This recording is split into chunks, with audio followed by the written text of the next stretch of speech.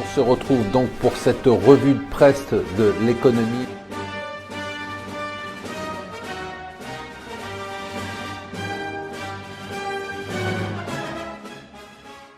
Bonjour et bienvenue sur Mon Financier pour la revue de presse de l'Écho. Nous sommes le mercredi 14 octobre et la question que pose le Parisien en première page, c'est peut-être la seule question intéressante en France aujourd'hui. Y a-t-il trop de fonctionnaires? La réponse, nous, on vous la donne, c'est oui. En tout cas, c'est ce que dit, et ça c'est terrible, le rapport de la Cour des comptes, troisième rapport annuel sur les collectivités locales. C'est complètement dingue.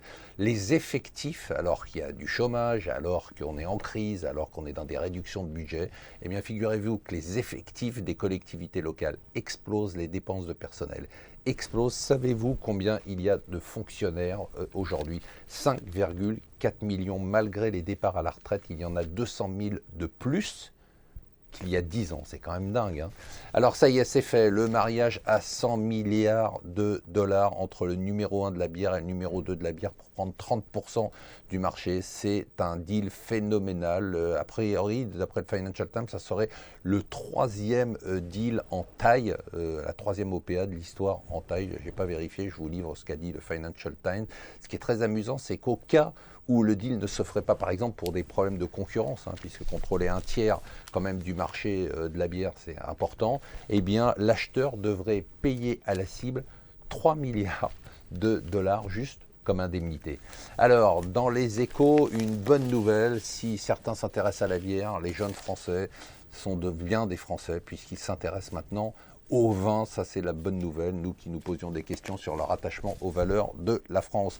L'autre élément que nous donnent les Échos, qui est toujours intéressant, c'est de dire que Valls est allé chercher son sucre en Arabie Saoudite pour le remercier de l'alignement de la France sur la politique de l'Arabie Saoudite et surtout sur le fait qu'on ferme nos yeux sur les droits de l'homme là-bas et notamment les 130 exécutions qui a eu lieu cette année. On devait toucher 50 milliards, c'est ce qu'il nous avait promis, contre notre silence. Valls nous dit qu'on en a touché 10 milliards, mais la réalité, d'après les journaux, c'est qu'on a touché à peine 3 milliards d'euros. C'est pas cher payé pour se coucher comme on l'a fait.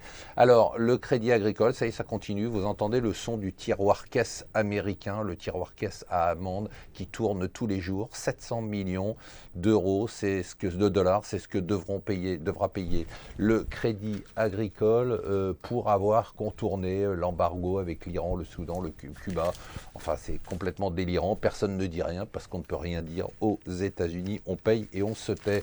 Twitter, donc, qui taille dans ses effectifs, et ça a eu un effet sur le titre qui a rebondi. Et pour les gens de ma génération, une très mauvaise nouvelle, il n'y aura plus de Playmate dans le nouveau numéro de Playboy, puisque ce n'est pas bon pour les réseaux sociaux, et Playboy veut devenir une marque respectable. Voilà, restez avec nous sur Mon Financier.